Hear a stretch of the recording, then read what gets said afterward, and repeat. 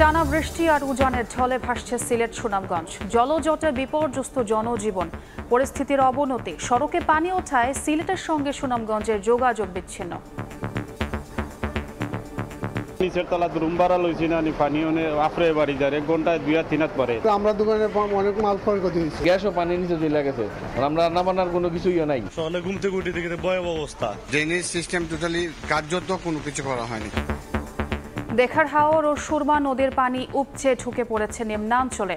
ছোট বড় 137টি হাওর এখন পানিতে টইটুম্বুর।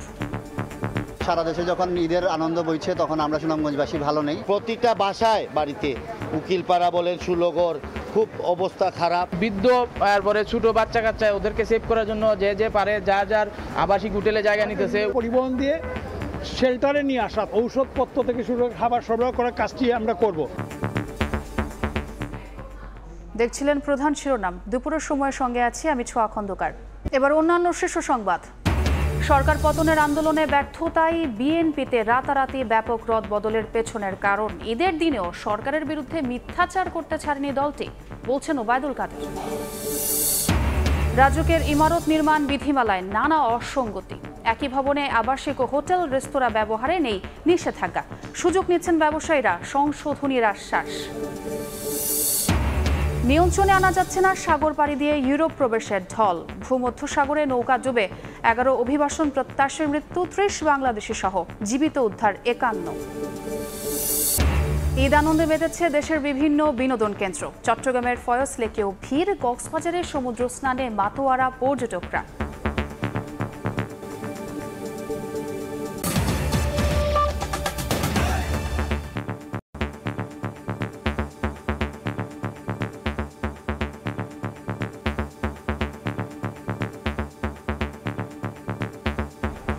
পাহাড়ি ঢলের সঙ্গে অবিরাম বৃষ্টিতে তলিয়ে আছে সিলেট সুনামগঞ্জ। সুরমা, কুশিয়ারা সহ প্রায় সব কটি নদ নদীর পানি বিপদসীমার ওপর দিয়ে প্রবাহিত হচ্ছে। দুর্ভোগে দিন পার করছেন পানিবন্দী মানুষ। এদিকে সুনামগঞ্জে পানি উপচে ঢুকে পড়েছে নিম্নাঞ্চলের বাড়িঘরে। সড়কে পানি ওঠায় সিলেট শহরের সঙ্গে সুনামগঞ্জের যোগাযোগ বিচ্ছিন্ন হয়ে পড়েছে।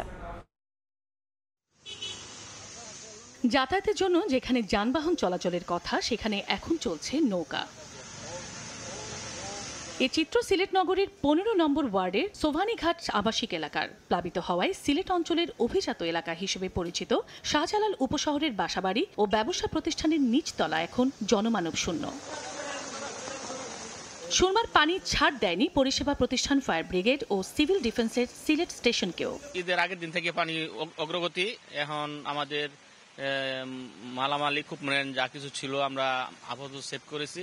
বেহাল দশা নগরীর রাস্তাঘাট ব্যবসা প্রতিষ্ঠানের। এই অবস্থায় সুরমা খননের তাগিদ দিলেন নগরবাসী। ভাবছিলাম পানি কমবে, এখন থেকে যে পানি সকালে ঘুম থেকে উঠে দেখে ভয়াবহ অবস্থা, দোকানপাট পানির তলে। বর্তমানে আমাদের ব্যবসা বাণিজ্য নিয়ে খুব দুশ্চিন্তার মাঝে আছি। ড্রেনেজ সিস্টেম টোটালি বারবার আমাদেরকে বলছেন প্রশাসন থেকে বা রাজনৈতিক ব্যক্তিত্বরা, কিন্তু কার্যত কোনো কিছু করা হয়নি। সিলেট বিভাগের আরেক জেলা সুনামগঞ্জ শহরের সড়কে প্রাইভেট কার ও যানবাহনের পাশাপাশি চলছে নৌকা। নিজের প্রয়োজনীয় জিনিসপত্র নৌকায় বহন করছেন শহরবাসী। শহরের নতুন পাড়া, তেঘরিয়া ও সুলতানপুর উকিলপাড়া সহ পৌরসভার 9টি ওয়ার্ডে বেশিরভাগ এলাকা তলিয়ে গেছে। দেখার হাওর ও সুরমা নদীর পানি উপচে ঢুকে পড়েছে নিম্নাঞ্চলের বাড়িঘরে। চরম দুর্ভোগে বাসিন্দারা। সারা দেশে যখন ঈদের আনন্দ বইছে তখন আমরা সুনামগঞ্জবাসী ভালো নেই।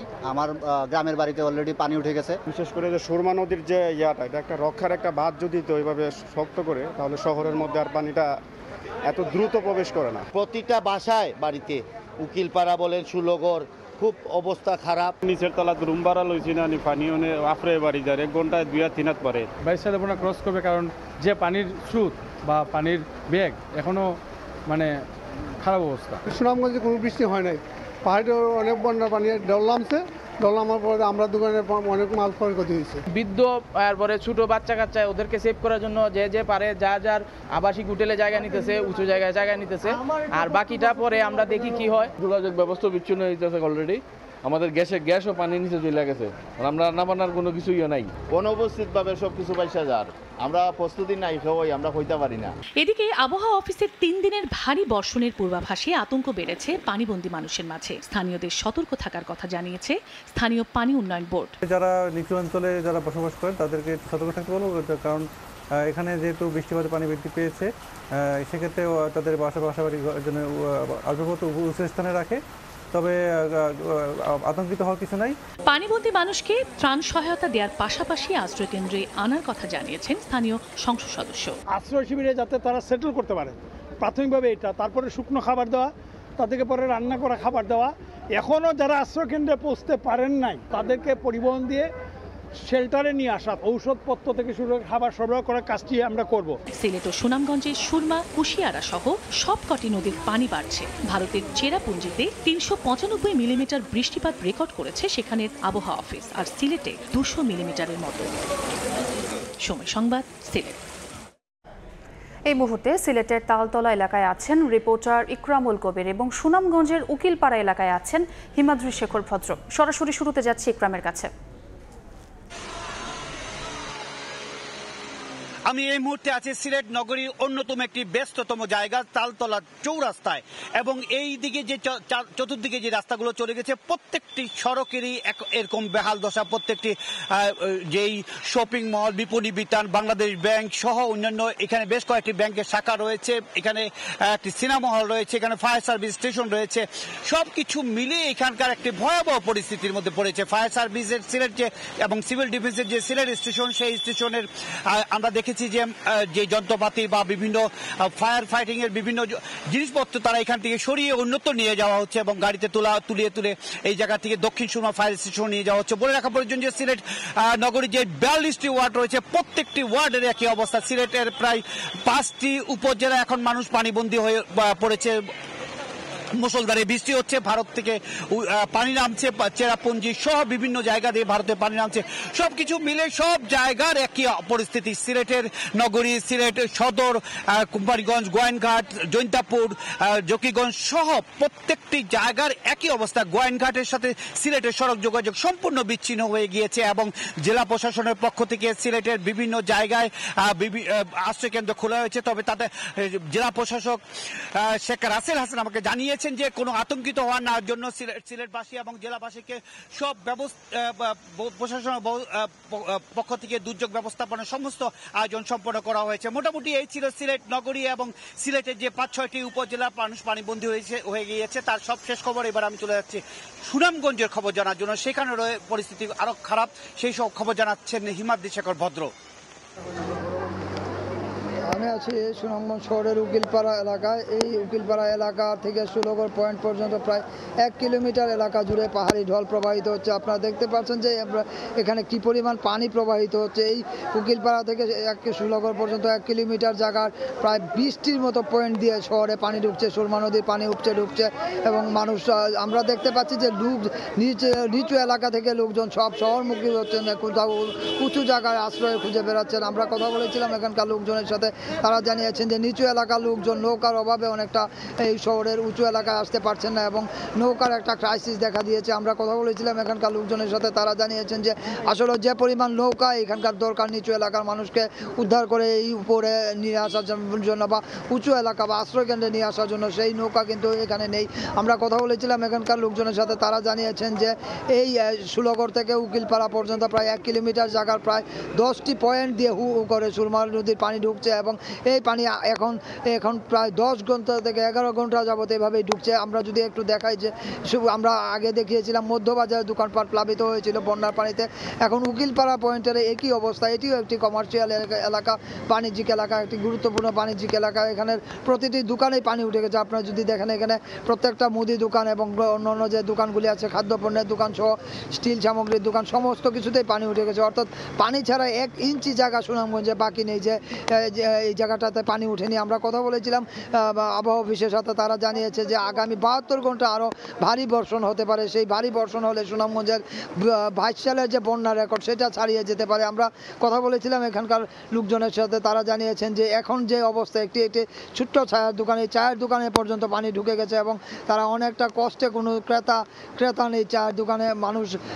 তারা জানিয়েছেন যে এই অবস্থা যদি চলতে থাকে তাহলে আরও ভয়ানক বিপর্যয়ের অপেক্ষা করছেন। আমরা কথা বলেছিলাম যে এই যে বন্যার অবস্থা মাত্র 26শে মে থেকে 18 জুনের মধ্যে এই ভয়াবহ বন্যা শুরু হয়ে গেছে। তো এই ছিল সুনামগঞ্জের উকিলপাড়া পয়েন্ট থেকে সুনামগঞ্জের বন্যা পরিস্থিতির সবশেষ খবর।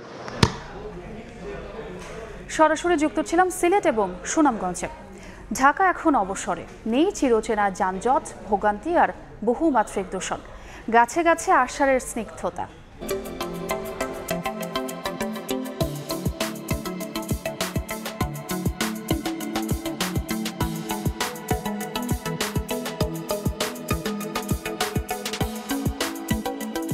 চামড়া মজুত ও সংরক্ষণের খবর জানাতে এই মুহূর্তে সাভারের হেমায়েতপুরে আছেন রিপোর্টার কামরুল হাসান সবুজ এবং নাটোরের চক বৈদ্যনাথে আছেন আল মামুন। প্রথমেই সরাসরি যাচ্ছি সবুজের কাছে।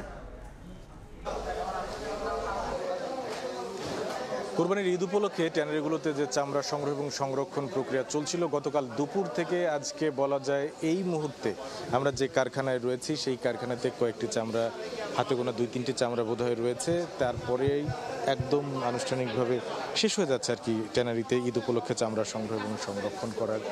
তো আমরা এখানে এসে যেটা দেখছি যে চলছে লবণ দেওয়ার কাজ, হয়তো আর 2-3টা চামড়া রয়েছে। আমরা যেটা দেখলাম, যেটা দেখাতে পাচ্ছি যে লবণ ছিল পর্যাপ্ত, যার জন্যে কোনো ধরনের সংরক্ষণ প্রক্রিয়ায় সে জটিলতায় পড়তে হয়নি। তারা সংরক্ষণ ঠিকঠাক মতো করেছে। তবে অনেক ক্ষেত্রে আমরা দেখেছি যে ঈদের পরদিনে আসলে অনেকেই ওয়েট ব্লুর কাজটা শুরু করে দেন। অর্থাৎ আমরা যদি এই যে ড্রামের বিষয়গুলো যদি দেখা, অর্থাৎ ড্রামের ভেতরে যে প্রক্রিয়া, সেই প্রক্রিয়াটা শুরু করে, কিন্তু এবার তারা প্রক্রিয়াটা শুরু করেনি। আমরা শুনেছি আগামীকালকে থেকে হয়তো বা তারা এই লবণ দেওয়া চামড়াগুলো সরাসরি আবার ওয়েট ব্লুর কাজ শুরু করবেন। তো যেভাবেই বলি, আর যেটুকুই দেখেছি সেটুকুতেই, যেটুকু শুনেছি তাতে বলা যায় এবার কোনো ধরনের জটিলতা ছাড়া খুব সুন্দরভাবে চামড়া সংরক্ষণ করতে পেরেছেন ট্যানারি মালিক এবং আড়ত মালিকরা। তো এই ছিল আমার কাছে সাভার চামড়া শিল্প নগরী থেকে চামড়া সংরক্ষণ ও সংগ্রহের সবশেষ খবর। ঈদের দ্বিতীয় দিনেও রাজধানীর বিভিন্ন এলাকায় পশু কোরবানি করাচ্ছেন ধর্মপ্রাণ মানুষ। এদিকে মিরপুর সহ উত্তরের বেশ কিছু এলাকায় ছড়িয়ে ছিটিয়ে আছে কোরবানির বর্জ্য। দক্ষিণেও দেখা গেছে একই রকম পরিস্থিতি। আত্মত্যাগ আর সৃষ্টিকর্তার সন্তুষ্টির জন্য বান্দার প্রচেষ্টা। যদিও আল্লাহ তাআলা বলেছেন কোরবানি করা এই পশুর রক্ত কিংবা মাংস কোনোটিই তার কাছে পৌঁছায় না, পৌঁছায় বান্দার তাকওয়া।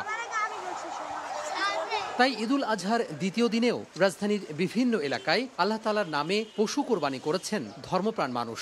ঈদের দ্বিতীয় দিনে অনেকটা ঝামেলাহীন পরিবেশে কোরবানি করতে পেরে খুশি তারা। 25-30 বছর যাবত আমরা ঈদের দ্বিতীয় দিনই দেই। দ্বিতীয় দিনও ঈদের দেওয়াটাও সুন্নত, কষায় টষায় পাইতো আমাদের খুব সুবিধা হয়। যেন আমাদের সবার এই পরিবারের কোরবানিটা কবুল করেন। ছোটকাল থেকে আমরা দেখতে দেখতে আসতেছি যে মানে আমার দাদাও ঈদের পরের দিন কোরবানি দিচ্ছে, আমার বাপ চাচা সবাই ঈদের পরের দিন কোরবানি দিচ্ছে। তো আশা করি আমরা সবাইও ঈদের পরে, আমার ভাই যারা আছে সবাই ঈদের পরে কোরবানি দিবে। পরপর 2 দিনের কোরবানির কারণে রাজধানীর বিভিন্ন স্থানে তৈরি হয়েছে ময়লার স্তূপ। যদিও 2 সিটি কর্পোরেশন কথা দিয়েছিল নির্দিষ্ট সময়ের মধ্যেই অপসারণ করা হবে কোরবানির বর্জ্য। ঢাকা উত্তর সিটি কর্পোরেশনের 6 ঘন্টার ঘোষণা যেন মুখ থুবড়ে পড়েছে। মিরপুর সহ আরো কিছু এলাকায় অলিগলির মধ্যে ঢুকলেই চোখে পড়ছে কোরবানির বর্জ্যের স্তূপ, যেখান থেকে বের হতে শুরু করেছে দুর্গন্ধ। কোরবানির পর সিটি কর্পোরেশনের পরিচ্ছন্ন কর্মীরা বর্জ্য নিতে আসেনি বলে অভিযোগ স্থানীয়দের। গন্ধ তো ছড়াইতেছে, জানলার সামনে তো আমাদের রুম থাকা যায় না। জমি আছে, 2-10 দিন পর 5 দিন পর নিব। দুর্গন্ধ বাইরিতেছে, বাচ্চা কাচ্চার ক্ষতি, মানুষের ক্ষতি হইতেছে। এদিকে এখনো দক্ষিণ সিটির বিভিন্ন এলাকায় পড়ে আছে গতকালের কোরবানির বর্জ্য। বিশেষ করে পুরান ঢাকার আরমানিটোলা, নাজিরা বাজার, দক্ষিণ কমলাপুর, খিলগাঁও, মেরাদিয়া, নন্দীপাড়ার অলিগলিতে ছড়িয়ে ছিটিয়ে আছে ময়লার স্তূপ। স্থানীয়রা বলছেন সিটি কর্পোরেশনের নির্ধারিত স্থানে বর্জ্য ফেললেও তা এখনো অপসারণ হয়নি। ময়লা গন্ধ ছুটছে, প্লাস চলাফেরা করতে কষ্ট, নাক দিয়ে ঢুকতে মানে ময়লা ঢুকতেছে। সিটি কর্পোরেশনের এটা গাফলতি আছে। অনেক গন্ধ, তো মানুষে আসা যাওয়া করতে পারছে না। খুব দুর্গন্ধ ভাই, গন্ধ ছড়ে এদিকে যাওয়া আসা করতে পারছে না। এই ময়লাগুলো গতকাল থেকে পড়ে, যে রাত্রে গাড়ি আসেনি এই কারণে পড়ে এখানে। তবে দক্ষিণ সিটির প্রধান নির্বাহী কর্মকর্তার দাবি, এরই মধ্যে প্রায় 99% বর্জ্য অপসারণে সক্ষম হয়েছেন তারা। আমরা সেই চিরুনি অভিযানের মাধ্যমে এই যে ছোটোখাটো বিচ্ছিন্ন 2-4 জায়গায় যে বিক্ষিপ্তভাবে হয়তো বা কেউ ফেলে যাচ্ছে, সেটিও আমরা পরিপূর্ণভাবে আমরা করে ফেলব। নির্ধারিত সময়ের আগেই শতভাগ বর্জ্য অপসারণ করতে সক্ষম হবে বলে দাবি সিটি কর্পোরেশনের। 9টি কমিটি বিলুপ্তি, দলের গুরুত্বপূর্ণ পদে পদোন্নতি, রাতারাতি ব্যাপক রদবদল বিএনপিতে। জল্পনা কল্পনা বাসা বেঁধেছে দলের ভেতরেই। কমিটি পুনর্বিন্যাসকে দলের নেতারা চলমান প্রক্রিয়া হিসেবে দেখলেও অনেকে বলছেন সরকার পতনের আন্দোলনে ব্যর্থতার পেছনে নেতাকর্মীদের নিষ্ক্রিয়তাই মূল কারণ।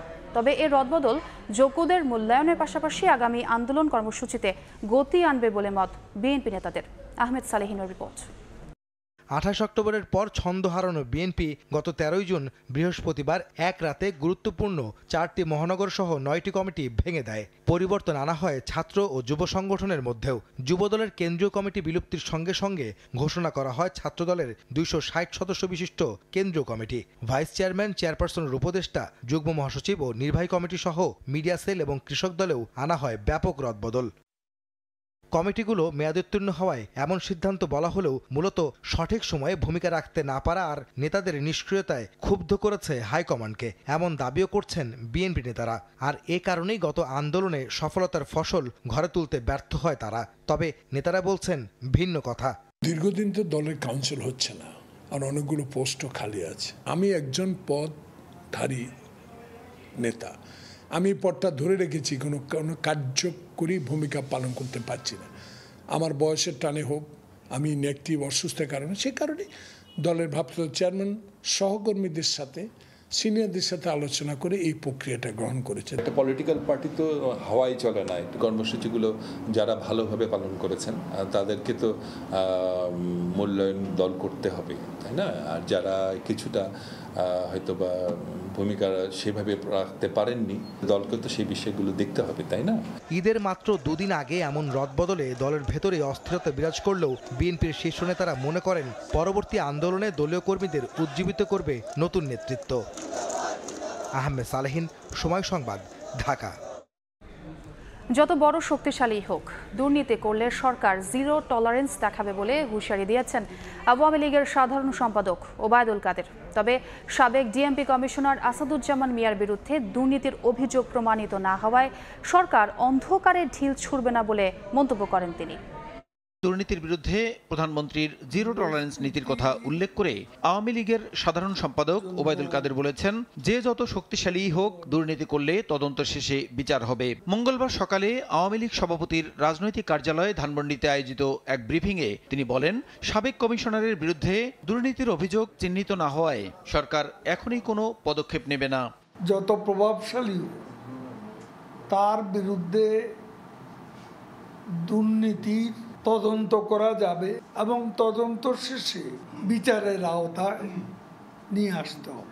আগামী শুক্রবার থেকে প্রধানমন্ত্রীর দুদিনের ভারত সফর প্রসঙ্গ ব্রিফিংয়ে উঠে আসে। ওবায়দুল কাদের জানান, বিভিন্ন ইস্যুতে ভারতের প্রধানমন্ত্রীর সঙ্গে শেখ হাসিনার দ্বিপাক্ষিক আলোচনা হওয়ার কথা রয়েছে। এবার বাইলেটারাল আলোচনা হবে, প্রধানমন্ত্রী নিজেই কি আলোচনা করবেন সেটা ঠিক করে রেখেছেন। সিদ্ধান্ত বা চুক্তি হলে প্রেস কনফারেন্স করবেন, যেটা আপনাদের উপস্থিতি। এ সময় মিয়ানমার ইস্যুতে বিএনপি মহাসচিব মির্জা ফখরুল ইসলাম আলমগীরকে চ্যালেঞ্জ করে আওয়ামী লীগ সাধারণ সম্পাদক বলেন, বাংলাদেশের সার্বভৌমত্বে আঘাত করেনি মিয়ানমার সরকার। ভেতরে যারা ছিল। প্রসূন আশিস, সময় সংবাদ, ঢাকা। ঈদের দ্বিতীয় দিনে বিনোদন কেন্দ্রগুলোতে উপচে পড়া ভিড়। পরিবার প্রিয়জন নিয়ে ঈদ আনন্দ ভাগাভাগির খবর জানাতে এই মুহূর্তে ফ্যান্টাসি কিংডমে আছেন রিপোর্টার মার্জিয়া মোমো এবং চট্টগ্রামের ফয়েজ লেকে আছেন পার্থপ্রতিম বিশ্বাস। প্রথমেই সরাসরি যাচ্ছি মার্জিয়ার কাছে।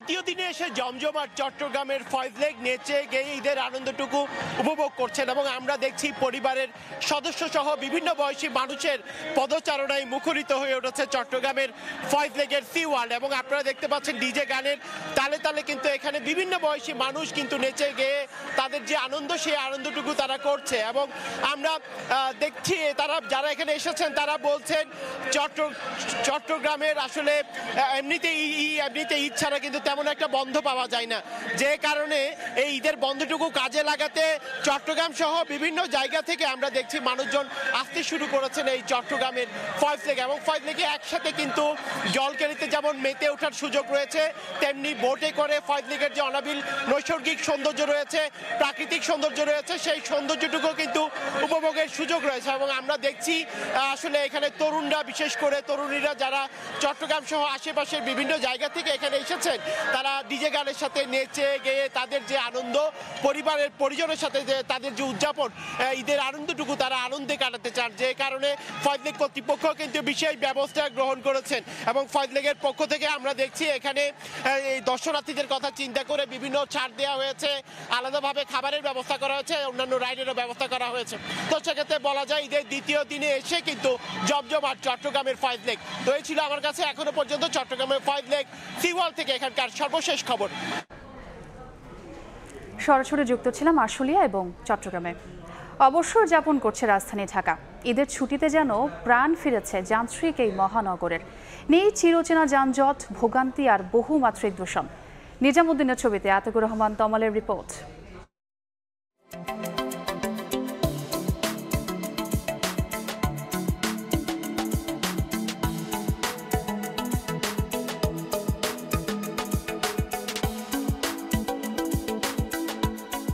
ক্ষুদাস দুপুরে অফুরন্ত অবসরের ঢাকা। গুমোট আকাশের মতো নগরীর ঘুমই যেন ভাঙছে না আজ। ঈদের এই সময়টাতেই কেবল অচেনা লাগে বছর জুড়ে কর্মব্যস্ত এই মোড়গুলোকে। বিজয় সরণি পেরিয়েছেন কিন্তু সিগন্যালে ভোগেননি, সেটি সারা বছর অসম্ভব হলেও ঈদের পরের দিনের চিত্র ভিন্ন। ধুলোর আস্তরে ঠেকে থাকা গাছের পাতাগুলো যেন পেয়েছে সতেজ অনুভূতি। পরিবারের সঙ্গে ঈদ করতে দেশের সবচেয়ে বেশি ব্যস্ত শহর ঢাকা ছেড়েছে মানুষ। সারা বছর ধারণ ক্ষমতার অতিরিক্ত মানুষের ভার সহ্য করতে বাধ্য হওয়া এই শহরে এখন স্বস্তির বাতাস। যান্ত্রিক যানের অত্যাচার নেই গাড়ির হর্ন, তাই শহরের পথেও নেমেছে একলা শালিক। গাছে গাছে আষাঢ়ের স্নিগ্ধতা, তারই ফাঁকে নাম না জানা পাখির অচেনা ডাক। মিরপুর থেকে মেয়েকে সঙ্গে নিয়ে রমনা ঘেঁষা হেয়ার রোডের ফুটপাতে হাঁটছেন বাবা। অন্য সময় এই দীর্ঘ পথ পেরিয়ে আসা এবং ফুটপাতে হাঁটতে চাওয়া ঢাকাবাসীর জন্য বিলাসিতা। আমি মিরপুর থেকে রমনা পার্কে এসেছি। অন্যদিন হলে এটা অনেক সময় লাগতো, কিন্তু আজকে যেহেতু রাস্তাঘাট ফাঁকা তাই আমি তাড়াতাড়ি চলে এসেছি। আবহাওয়া ভালো, মেয়েকে নিয়ে আসছি একটু ঘোরাতে, পার্কের দিকে আসছি। দুজন আইসক্রিম দেখলাম, আইসক্রিম খাইতে মন চাইলো আর কি, খাইলাম। দিনভর যানবাহন নিয়ন্ত্রণে ব্যস্ত ট্রাফিক পুলিশ একটু জিরিয়ে নেবার সুযোগ পেয়েছেন ফাঁকা ঢাকায়। কমলাপুর থেকে বাংলা মোটর পর্যন্ত আসতে সময় লাগছে 4 মিনিট। এখন অনেকটা স্বস্তি। ঈদের আগে স্কুল কলেজ খোলা ছিল, সবাই ঢাকাতে ছিল, যানজট ছিল।